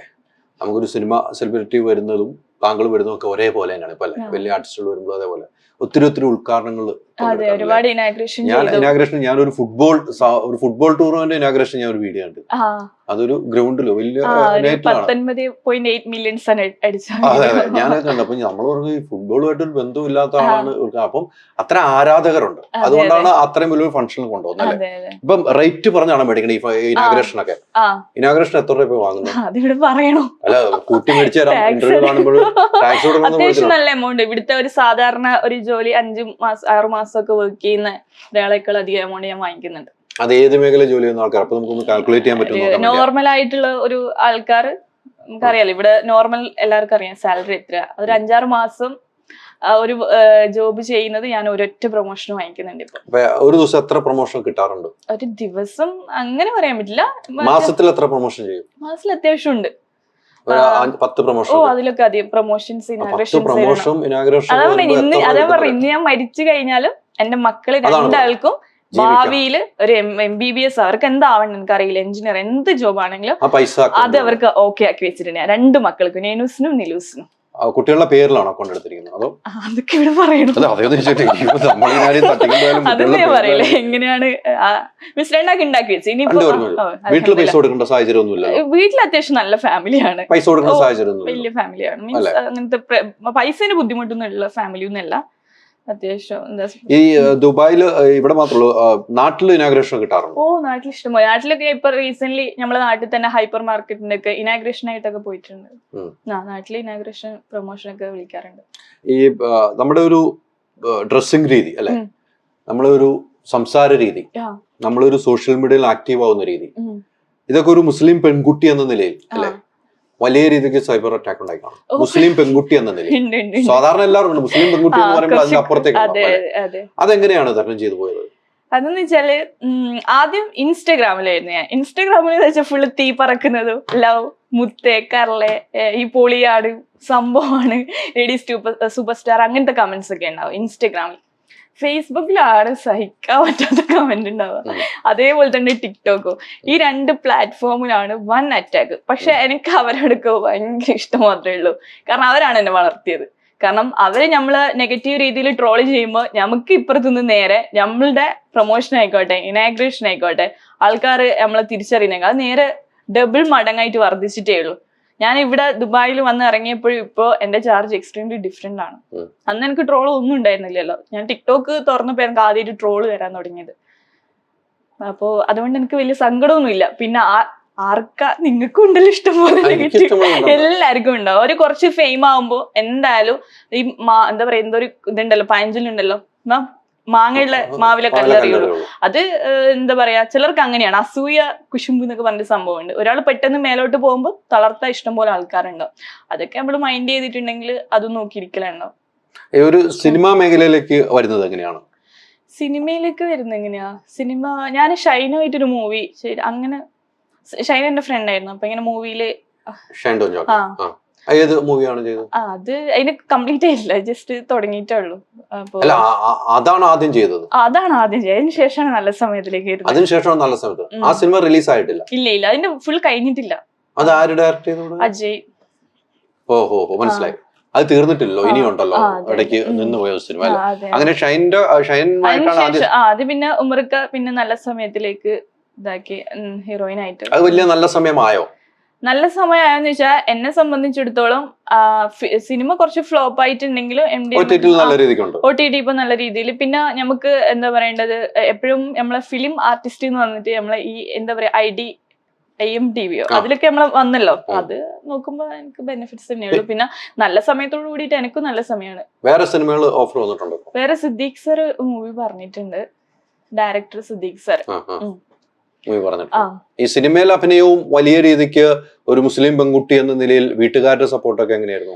എന്റെ വീട്ടുകാർക്ക് പ്രശ്നമൊന്നുമില്ല, ബന്ധുക്കൾക്ക് കുറച്ചുപേർക്ക് പ്രശ്നമുണ്ടായിരുന്നു എന്നെ ഫിലിമിലൊക്കെ അഭിനയിക്കാമെന്ന്. പക്ഷെ വേറെ രസം എന്ന് വെച്ചാല്, ഞാൻ ആദ്യം ഇൻസ്റ്റാഗ്രാമിൽ ഫോട്ടോ ഇട്ടപ്പോ എന്റെ അടുത്ത് കുറച്ച് പേര് നീ എന്താ മുസ്ലിം അല്ലേ, ഇൻസ്റ്റാഗ്രാമിലൊക്കെ എന്താ ഫോട്ടോ ഇടുന്ന മോശമല്ലേ എന്നൊക്കെ. പക്ഷെ അവര് എനിക്ക് ഇന്ന് ലക്ഷങ്ങൾ തന്നിട്ട് അവര് ഷോപ്പുകൾ പ്രൊമോട്ട് ചെയ്യിപ്പിച്ചിട്ടുണ്ട്. അതൊക്കെ അത്രേ ഉള്ളൂ. നമ്മളൊരു നിലയിൽ എത്തിക്കഴിഞ്ഞാൽ അവർ മാറ്റി പറയും. അവരോട് അപ്പം അതിന്റെ വാശി വെച്ചിട്ടുള്ള ഇല്ല, ഞാൻ അങ്ങനത്തെ ഒരു വ്യക്തിയല്ല. ഞാൻ ഒരാളുടെ അടുത്തും അങ്ങനത്തെ ഇത് പറയില്ല. നമ്മള് കാണിച്ചു കൊടുക്കുക, ജീവിച്ച് കാണിച്ചു കൊടുക്കുക, അത്രേ ഉള്ളൂ. ഈ സിനിമയിലേക്ക് വരുമ്പോ ഈ കാസ്റ്റിംഗ് പൗച്ച് സിനിമയിൽ നടക്കുന്നുണ്ടെന്ന് പറയുന്നു. കാസ്റ്റിംഗുമായിട്ട് ബന്ധപ്പെട്ട് ഭയങ്കര പ്രശ്നങ്ങൾ ഉണ്ടാവുന്നുണ്ട് സിനിമയിൽ. ഇപ്പം കഴിഞ്ഞ ദിവസം എന്റെ ഒരു ഇന്റർവ്യൂവിൽ പറഞ്ഞ മിസ്സിംഗ് ഗേളിലെ സിനിമയിലെ നായിക പറഞ്ഞത്, ഒരു രാത്രി എനിക്ക് 25 ലക്ഷം കാറും തരാമെന്ന് പറഞ്ഞ് എന്റെ റൂമിൽ മുട്ടി. എന്നെ തമിഴ് സിനിമയിലേക്ക് കൊണ്ടുപോയ പട്ടാമ്പിക്കാരനാണ് അങ്ങനെ പറഞ്ഞത്, ശല്യം ചെയ്തു. അതെ, ആ സിനിമ തീർന്നവരെ ഈ പെൺകുട്ടി പ്രതികരിക്കാതെ പിന്നീട് ക്യാരവാനിൽ വെച്ച് ഈ പെൺകുട്ടിയുടെ കൈ പിടിച്ചപ്പോഴാണ് അദ്ദേഹത്തിന് അടി കൊടുത്തത്. സിനിമാ മേഖലയിൽ അത്തരം ഒരു കാര്യങ്ങൾ നടക്കുന്നുണ്ട് എന്ന് പോലും വിശ്വസിക്കുന്നുണ്ട്. അതിപ്പോ എല്ലാ ഫീൽഡിലും ഉണ്ട്. അതിപ്പോ ഇവിടെയാണെങ്കിലും ദുബായിലാണെങ്കിലും ചിലർ ജോബ് കൊടുക്കണമെങ്കിൽ ചിലർ ഈ രീതിയിൽ അപ്രോച്ച് ചെയ്യാറുണ്ട്. ഇങ്ങനെയൊക്കെ മീൻസ് അത് സിനിമയിൽ മാത്രമൊന്നുമല്ല, എല്ലാ ഫീൽഡിലുള്ള സംഭവമാണ്. സിനിമ പിന്നെ കുറച്ച് കൂടുതൽ പുറത്തറിയുന്നതേ ഉള്ളൂ. മനുഷ്യന്മാർ പല ടൈപ്പ് ക്യാരക്ടറാണ്. അപ്പോ നല്ല ആൾക്കാരും ഉണ്ട്. പക്ഷെ ഞാൻ ഇതുവരെ എന്താ പറയണ്ട, ഉമർക്ക് ആ രീതിയിൽ ഇതുവരെ സമീപിച്ചിട്ടില്ല. സിദ്ദീഖ് സർ ആണെങ്കിലും ഞാൻ അവരൊക്കെ സിനിമയിലുണ്ട്. മീൻസ് എനിക്ക് തമിഴില് ഒരു മൂവി അങ്ങനെ പറഞ്ഞിട്ടുണ്ടായിരുന്നു. മീൻസ് അവര് ഈ പറഞ്ഞ പോലെ നമ്മള് അവിടെ പറയേണ്ട ആവശ്യമില്ല. അത് എനിക്ക് തോന്നിയിട്ടുണ്ട് അതൊരു മീൻസ് ട്യൂണ് മാറുമ്പോ നമുക്ക് മനസ്സിലാവില്ല. പിന്നെ വേണ്ടാന്ന് വെച്ചു ഒരു മൂവി. ആരെങ്കിലും ഓപ്പൺ ആയിട്ട് ഇങ്ങനെ സംസാരിച്ചിട്ടുണ്ടോ? എങ്ങനെ? ഇപ്പം ഞാൻ പറഞ്ഞ പോലെ എന്റെ ഓപ്പൺ ആയിട്ടില്ല, ട്യൂണ് മാറിയിട്ടുണ്ടായിരുന്നു. ഒരു തമിഴ് മൂവി, തമിഴ് മൂവിയില് ഇങ്ങനെ ഒരു മൂവി പറഞ്ഞിട്ടുണ്ടായിരുന്നു. അപ്പൊ അത് പിന്നെ എനിക്കത് ജെനുവിൻ അല്ല എന്ന് തോന്നി. ആള് ട്യൂണ് മാറിയപ്പോ പിന്നെ അത് വേണ്ട. ദുബായിൽ വെച്ച് അങ്ങനെ സംഭവം ഉണ്ടായിട്ടുണ്ടോ? മൂവിക്കോ? മൂവിക്കല്ല, വേറെ ഉദ്ഘാടനത്തിന് പോരുമ്പോൾ? ഇല്ല ദുബായിൽ വെച്ചല്ലോ. ഇല്ല അങ്ങനത്തെ കോഴിത്തരം പിന്നെ ആൺകുട്ടിയൊക്കെ എല്ലാവർക്കും ഉണ്ടാവും, സ്വാഭാവികമാണല്ലോ. അങ്ങനെ നമുക്ക് നമ്മളെ ഒരു സ്റ്റാൻഡേർഡിൽ നിന്ന് കഴിഞ്ഞാൽ പിന്നെ വലിയ നമ്മള് തിരിച്ചു പറഞ്ഞാൽ മതി. തിരിച്ചു മറുപടി പറയാൻ നമുക്ക് കഴിവുണ്ടെങ്കിൽ ആരും നമ്മുടെ മുമ്പിൽ. പിന്നെ നമ്മള് ഇപ്പൊ ഫോൺ പ്രതികരിക്കേണ്ടതായിട്ട് വന്നിട്ടുണ്ടോ എന്ന് വെച്ചാല് എങ്ങനെ ഒരു സംഭവം ഉണ്ടായിട്ടുണ്ട്. ഞാൻ ഒരു എന്താ പറയാ, ഒരു പ്രൊമോഷന് പോയ ഒരു ഷോപ്പില്. അപ്പൊ അവര് എന്താ പറയാ, ഒരു 8 മണി ആ സമയത്തായിട്ടൊന്ന് ലൊക്കേഷൻ അയച്ച ഷോപ്പിലേക്ക്. അപ്പൊ ഞാളും കുറച്ച് ഫ്രണ്ട്സ്, അവർക്കറിയാം, വീഡിയോ കാണുമ്പോൾ അവർക്ക് മനസ്സിലാവും, നമ്മളൊക്കെ കൂടിയിട്ട് പ്രൊമോഷന് പോയത്. അപ്പൊ അങ്ങനെ ഷോപ്പ് പ്രൊമോട്ട് ചെയ്ത് നമ്മൾ തിരിച്ചു വന്നു. അപ്പൊ പിന്നീട് അവര് ഫ്രണ്ട്സിന് ആ ഒരു സ്ക്രീൻഷോട്ട് മാത്രം എടുത്ത് കാണിച്ചിട്ട്, എടാ കണ്ട അവൾ എന്നെ 8 മണിക്ക് കാണാൻ വന്നു, അതവിടെ പ്രൊമോഷൻ അവർ പറയാണ്ട്. അപ്പൊ അത് ഞാൻ വേറെ ആൾ കൂടി അറിഞ്ഞു ഇങ്ങനെ. പക്ഷെ അങ്ങനെ ട്യൂണ് മാറ്റി പറഞ്ഞതായിട്ട് അറിഞ്ഞിട്ടുണ്ട്. മീൻസ് അല്ലാണ്ട് അവരോട് പിന്നെ പ്രതികരിച്ചോ? ഞാൻ നല്ല രീതിയിൽ നമ്മൾ പോയ ഫ്രണ്ട്സ് എല്ലാരും ഉണ്ടല്ലോ, അവരൊക്കെ വിളിച്ചിട്ട് പറഞ്ഞു. അത് എന്റെ ബ്രദർ അറിഞ്ഞു. അപ്പൊ എന്റെ ബ്രദർ അറിഞ്ഞിട്ട് ബ്രദർ എന്നെ കോളാക്കി അതിന്റെ അടുത്ത് ഇങ്ങനെ ഫോൺ വിളിച്ചിട്ട് ചോദിച്ചു ഇതെന്താ സംഭവം എന്ന് ചോദിച്ചു. അപ്പൊ ഞാൻ പറഞ്ഞു ഓക്കെ, ഞാൻ പോയ ഫ്രണ്ട്സ് ആരൊക്കെയാന്നുള്ളത് അവരെ ഞാൻ കണക്ട് ചെയ്ത് തരാം. അപ്പൊ അങ്ങനെ അവരൊക്കെ പറഞ്ഞു ഞങ്ങളൊക്കെ ഒരുമിച്ചിട്ടാണ് ആ പ്രൊമോഷൻ പോയത്. അപ്പൊ അവര് പറഞ്ഞു ഞാനങ്ങനെ പറഞ്ഞിട്ടില്ല, മറ്റവൻ വളച്ചൊടിച്ച് പറഞ്ഞതാന്നൊക്കെ പറഞ്ഞു. അത് നല്ല രീതിയിൽ നമ്മള് അവരെ പറഞ്ഞു. മൊത്തത്തിലൊരു ചീത്ത കുട്ടി എന്നുള്ള പേര് ചില സമയത്ത് ചില ആളുകളിൽ നിന്നും പറയലുണ്ടാവുന്നോ, ബന്ധുക്കാരുടെ അടുത്തുനിന്നോ, അവൾ അത്ര ശരിയല്ല, അവൾ ഒറ്റയ്ക്ക് ദുബായി താമസിക്കുന്നു, അങ്ങനെയൊക്കെ പറയാറുണ്ടോ? അങ്ങനെ പറയും മനുഷ്യന്മാരല്ലേ, എന്തായാലും കുറ്റം പറയും പെൺകുട്ടികൾ ഒറ്റയ്ക്ക് നിൽക്കുമ്പോ. പിന്നെ എനിക്ക് ഒന്നാമത് എന്റെ ഒരു ക്യാരക്ടർ വെച്ചിട്ട് എല്ലാവർക്കും അറിയാം, ഞാൻ മണി ഫോക്കസ് ചെയ്യുന്ന ഒരു വ്യക്തിയാണ്. ഞാൻ ഈ ലവിലു അങ്ങനത്തെ പോകുന്ന ഒരു വ്യക്തിയല്ല. ഞാൻ എപ്പോഴും മണിയാണ് കൂടുതൽ, ബിസിനസ് അങ്ങനെ ഫോക്കസ് ചെയ്ത് പോകുന്ന ഒരു വ്യക്തിയാണ്. ഞാൻ സ്വന്തമായിട്ട് ഓൺ പ്രൊഡക്റ്റ് ചെയ്യുന്നുണ്ട്, സ്കിൻ വൈറ്റനിങ് ക്രീം. ഇവിടെ ഓൾ ഓവർ UAE കൊറിയർ ഉണ്ട്. അപ്പൊ അത്യാവശ്യം അതിന്റെ ഇടയിൽ ഇതിന്റെ ടൈം ഒന്നും ഇല്ല. മറ്റുള്ളവരെ നമ്മളെ കുറിച്ച് എന്ത് പറയുന്നു അത് ഞാൻ നോക്കലില്ല. അതിനെ കൊണ്ടൊരു ആവശ്യമില്ല. മീൻസ് അവരൊന്നും നമുക്ക് നമ്മളെ മക്കൾക്കോ എനിക്കോ 1 രൂപേന്റെ സാധനം വെറുതെ തരൂല. എനിക്കറിയാം, ഞാൻ കഷ്ടപ്പെട്ടാൽ എനിക്കും മക്കൾക്കും എന്റെ വീട്ടുകാർക്കും ഉണ്ടാവും. അതുകൊണ്ട് ഈ പറയുന്നവരൊക്കെ നമുക്ക് ഇവര് മനുഷ്യന്മാർ അങ്ങനെയാണ്, കുറ്റം പറയാനായിട്ട് കുറച്ച് ജന്മങ്ങൾ ഉണ്ടാവും. നമ്മൾ ഇവരെ പിന്നാലെ പോയി കഴിഞ്ഞാല് നമ്മൾ എവിടെ എത്തില്ല. പിന്നെ എനിക്കിവിടെ അത്യാവശ്യം എല്ലാ രീതിയിലും വലിയ വലിയ ബിസിനസ് പേഴ്സൺ ആയിട്ട് കൊണ്ട്. അപ്പൊ ഇവരൊക്കെ നമ്മളെപ്പോഴും അടിപൊളി, നീ സംഭവമാണ്, മീൻസ് നീ ഒരു ലേഡി സൂപ്പർ സ്റ്റാർ ആണ്, നീ ചെറിയ ഏജിൽ തന്നെ ഇത്രയും ഏൺ ചെയ്തു അങ്ങനെയൊക്കെ പക്ഷെ ഈ ലോ ലെവലിലുള്ള ആൾക്കാരാണ് നെഗറ്റീവ് കമന്റ്സ് ഇടുക. ഒരു പണിയും കൂലിയും ഇല്ലാണ്ട് ചുമ്മാ റൂമിൽ ഇരുന്നിട്ട് നെറ്റ് എടുത്തിട്ട് എന്തെങ്കിലുമൊക്കെ കമന്റ് ചെയ്യുന്നു. ഇല്ല, ഫേക്ക് ആയിരിക്കും. പിന്നെ ഉള്ളത് തന്നെ നമുക്ക് പ്രൊഫൈൽ കണ്ടാൽ തിരിയും. ഒരു നെഗറ്റീവായിട്ട് ട്രോളുന്ന വ്യക്തികളായിക്കോട്ടെ. ഞാനിവിടെ അതേപോലെ നെഗറ്റീവായിട്ട് ട്രോൾ ചെയ്ത വ്യക്തിക്കെതിരെ കേസ് കൊടുത്തിട്ട് ഫൈനൊക്കെ വാങ്ങിച്ചിട്ടുണ്ട്.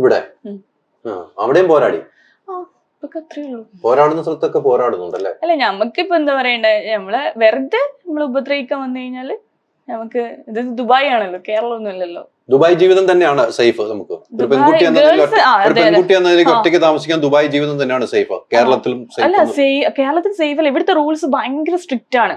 നമുക്ക് എന്താ സഡൻലി നമുക്ക് അതിന്റെ റിസൾട്ട് ഉണ്ടാവും. ഞാൻ പറഞ്ഞില്ലേ, ഇപ്പൊ ഞാൻ ഒരാൾക്കെതിരെ ചെയ്താൽ സഡൻലി അയാൾക്ക് ഫൈൻ വന്നു, പുറകെ ഒത്തിരി പോകേണ്ടി വരും. അതൊക്കെ അത്രയേ ഉള്ളൂ. അത് വെച്ച് നോക്കുമ്പോൾ നമുക്ക് ദുബായിൽ തന്നെയാണ് സേഫ്. ഇവിടുത്തെ റൂൾസ് എല്ലാം കൊണ്ടും, ഡ്രൈവിംഗ് ആണ് എല്ലാം മനസ്സിലായില്ല. മീൻസ് എല്ലാ റൂൾസ് ഇവിടെ അത്യാവശ്യം നല്ല സ്ട്രിക്റ്റ്. ഇവിടെ ഇപ്പൊ ഞാൻ 2 years ആണ്. 2 വർഷം കൊണ്ടാണ് ദുബായിയുടെ ഹൃദയം കീഴടക്കിയ ഒരു സെലിബ്രിറ്റി ആയിട്ട് മാറിയത് അല്ലേ? പെട്ടെന്നുള്ളൊരു വളർച്ച. അതെ. ടിക്ടോക്ക് ഞാൻ ഇവിടെ വന്നപ്പോഴാണ് ആദ്യം ടിക്ടോക്ക് ഉണ്ടായിരുന്നു ബഹ്റൈനിലുള്ളപ്പോ. അന്ന് പിന്നെ അങ്ങനെ പോസ്റ്റ് ചെയ്യില്ല. ഞാൻ ഹസ്ബൻഡ് ആയിട്ട് പോകുന്ന ടൈമിൽ ഒരു പ്രൈവറ്റ് പേഴ്സൺ ആയിരുന്നു. ജസ്റ്റ് എന്തെങ്കിലും ഒരു ഹസ്ബൻഡ് വീഡിയോസ് ഒക്കെ ഇടുന്നല്ലാണ്ട്. ഇൻസ്റ്റാഗ്രാമില് 2 lakhs സംതിങ് ഉണ്ട്. സോഷ്യൽ മീഡിയയിൽ ഏറ്റവും വരുമാനം സോഷ്യൽ മീഡിയയിൽ ടിക്ടോക്ക് കൂടി നല്ല ഏൺ ചെയ്യാൻ പറ്റും. ടിക്ടോക്ക് ലൈവിലൊക്കെ നമുക്ക് അത്യാവശ്യം മന്ത്ലി നല്ലൊരു എമൗണ്ട്, മന്ത്ലി 10,000 dirhams ഒക്കെ ഉണ്ടാക്കാറുണ്ട്. അല്ല, മീൻസ് അത് ത്രൂ ആണ്. പ്രൊമോഷൻ ഒക്കെ വരുമ്പോൾ അതിൽ കൂടുതൽ നമുക്ക് ഒരുപാട് കിട്ടും. ഇത് വെറും നമ്മളൊരു ഷോപ്പിന്റെ പ്രൊമോഷൻ നമ്മുടെ ഇൻസ്റ്റയിൽ ഇടണമെന്ന് പറയുമ്പോഴാണ് നമ്മൾ പൈസ വാങ്ങുന്നത്. ഇൻസ്റ്റാഗ്രാം ഓരോന്നിനും ഓരോ റേറ്റ് ആണ്. ടിക്ടോക്കിൽ ഇത്ര റേറ്റ് ആണ് ഞാൻ പറയുന്നത്, ഇൻസ്റ്റാഗ്രാമിൽ ഇടാൻ ഇത്ര റേറ്റ്, ഫേസ്ബുക്ക് റീൽസിൽ ഇടാൻ ഇത്ര റേറ്റ്, അങ്ങനെ ഞങ്ങൾ വാരി വലിച്ചൊന്നും എല്ലാ പ്രൊമോഷനും എടുക്കാറുമില്ല. അത്യാവശ്യം നല്ലൊരു എമൗണ്ട് ഉള്ളത് മാത്രമേ എടുക്കൂ. ഇപ്പൊ ഒരേ സ്ഥാപനങ്ങൾ, ഇപ്പം ഒരു ജുവലറി ഉണ്ടെന്ന് വെച്ചോ, ജുവലറി തൊട്ടടുത്തായിരിക്കും, ഒരു ജുവലറി ഇവിടെയാണെങ്കിൽ ഒരു ജുവലറി ഇവിടെ ആയിരിക്കും. ഇവിടുത്തെ നമുക്ക് ആദ്യം പറയുന്ന പ്രൊമോഷൻ ഇവിടെയും പറഞ്ഞ ഈ 2 ജുവലറിക്കും വേണ്ടി പ്രൊമോഷൻ ചെയ്യും? ഇല്ല, അങ്ങനെ ചിലർ ഒരു ലിമിറ്റ് ഇത് വെക്കും. ഇപ്പൊ ഒരു അബായ ഷോപ്പ് ചെയ്ത് കഴിഞ്ഞാൽ ഞങ്ങൾ അബായ മാത്രമേ ചെയ്യാൻ പാടും. അവർ ഇത്ര മന്ത്ലി നമുക്ക് ഇത്ര എമൗണ്ട്, ഒരു അംബാസഡർ. ഞാൻ ഇവിടുത്തെ ലോക്കൽ, ഇവിടുത്തെ അറബ്സിന്റെ ഇതൊക്കെ ചെയ്യുന്നുണ്ട്, കഫ്റ്റേരിയ ഒക്കെ, ഷവർമ മേക്കർ റെസ്റ്റോറന്റ് എന്നൊക്കെ. അപ്പൊ അവര് നമുക്ക് ഒരു പാക്കേജ് പോലെയാണ്. അപ്പൊ വീക്ക്ലി പ്രൊമോട്ട് ചെയ്യുക. അപ്പൊ അവര് നമുക്ക് ഒരു എന്താ പറയുക, സാലറി ഇതുപോലെ നമുക്ക് എമൗണ്ട് എപ്പോഴും കിട്ടും. അത് സൈഡായിട്ട് അങ്ങനെ കിട്ടുന്നത് നല്ലതാണ്.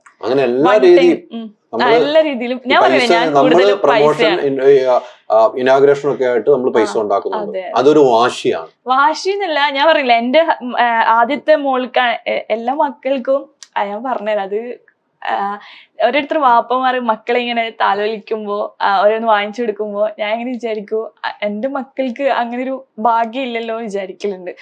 കാരണം എന്റെ 2 മക്കൾക്ക് വാപ്പാന്റെ സ്നേഹം കിട്ടിയിട്ടില്ല. 2 ചെറിയ കുട്ടികൾ, ഇപ്പൊ ചെറുത് തന്നെ, ഒരാൾക്ക് 3 വയസ്സ് 4 വയസ്സാണ്. പക്ഷെ എനിക്കൊക്കെ വാപ്പാന്റെ നല്ല സ്നേഹം കിട്ടിയ. പിന്നെ ഞാനിങ്ങനെ പുറത്തെല്ലാം പോകുമ്പോൾ ഓരോ വാപ്പമാരൊക്കെ ഒരു മക്കളെ എടുത്ത് കൊഞ്ചിക്കുന്നതും മക്കൾക്ക് ഓരോന്നെല്ലാം ചോക്ലേറ്റ് ടോയ്സ് എല്ലാം വാങ്ങിച്ചു കൊടുക്കുമ്പോൾ പാവം എന്റെ മക്കള് മീൻസ് കുറച്ച് കാലം ഇപ്പൊ എനിക്ക് ബുദ്ധി വരുന്നതാണല്ലോ, മീൻസ് ചെറിയ കുട്ടികളെ അവരെനിക്ക് ഭയങ്കര വിഷമമായിരിക്കൂലേ.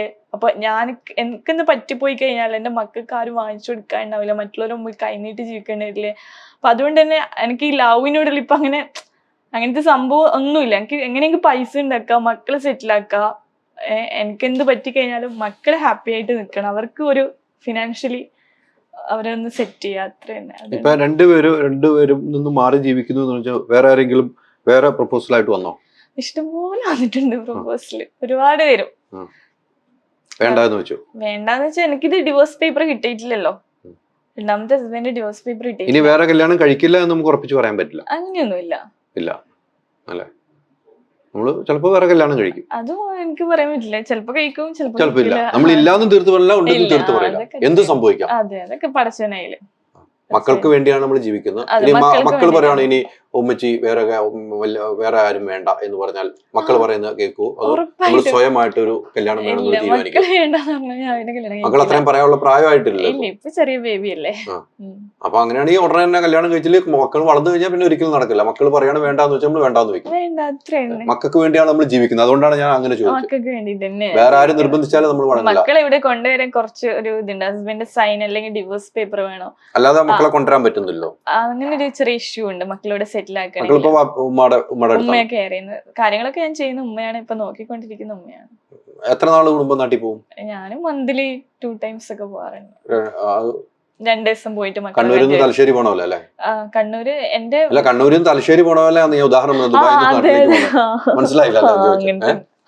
അങ്ങനെയാണ് പോകുന്നത് ഞാൻ ഉദ്ദേശിച്ചത്. അല്ല, ശരിക്കും അവർക്ക് ഇപ്പൊ എന്റെ കെയർ വേണ്ടല്ലേ, 2 മക്കൾക്ക്, 2 ചെറിയ കുട്ടികളല്ലേ. പക്ഷെ ഞാൻ സമയം കിട്ടുമ്പോ നാട്ടിൽ പോയിട്ട് അവരെ കൊണ്ടുവരേണ്ട പ്രോസസ്സിംഗിലാണ്. ഇപ്പൊ കുറച്ചൊരു ഇഷ്യൂ കിടക്കുന്നുണ്ട്, ഡിവോഴ്സ് പേപ്പർ വേണോ ഇവിടെ സെറ്റിൽ ആക്കാൻ, അല്ലെങ്കിൽ ഹസ്ബൻഡ് അങ്ങനെ ചെറിയ ഇതാണ്.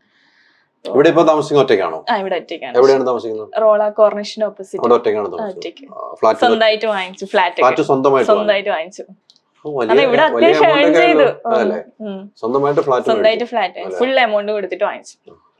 അതിന് ഇനിയിപ്പം വാടക കൊടുക്കേണ്ട കേസൊന്നുമില്ല, ഇല്ല, ഒന്നും വേണ്ട, സ്വന്തമായിട്ട്. ശരിക്കും നമ്മള് ഒരു നമ്മുടെ കുട്ടികൾക്ക് എന്ത് വേണം, കയറി കിടക്കാൻ ഒരു കിടപ്പാറം വരെ ദുബായിൽ ഉണ്ടാക്കി വെച്ചിട്ടുണ്ട് നമ്മൾ, അല്ലെ? നല്ലൊരു പോരാട്ടമാണ് നടത്തിയത്. സ്ത്രീകൾക്ക് ഒരു മാതൃകയാകുന്ന ഒരു വ്യക്തിയാണെന്ന് എനിക്ക് ഇൻസ്റ്റഗ്രാം എടുത്തൊക്കെ മനസ്സിലാവും. ഒരു എന്താ പറയണ്ടേ, ഒരുപാട് ഗേൾസിന്റെ മെസ്സേജ് വരുത്തുന്നുണ്ട്, നിങ്ങൾ ശരിക്കും റോൾ മോഡലാണ്, നിങ്ങൾ ബിഗ് ഫാൻ ആണ് എന്നൊക്കെ പറഞ്ഞിട്ട്. കാരണം ഞങ്ങളൊക്കെ തളർന്നു, ഹസ്ബൻഡ് ഇങ്ങനെയൊക്കെ ചെയ്യുമ്പോൾ അയാള് മരിക്കുക, അല്ലെങ്കിൽ വീട്ടിലിങ്ങനെ കരഞ്ഞിരിക്കുക, ഫുഡ് കഴിക്കാണ്ടിരിക്കുക, എന്നിട്ട് മക്കളെ മര്യാദയ്ക്ക് നോക്കാനും പറ്റുന്നില്ല. നിങ്ങളെല്ലാം ഇങ്ങനെ കാണുമ്പോൾ നമുക്കും ഇങ്ങനെ ഒക്കെ ചെയ്യണമെന്നുണ്ട്, സ്വന്തമായിട്ട് എന്തെങ്കിലുമൊക്കെ ബിസിനസ് ചെയ്യണമെന്നുണ്ട്.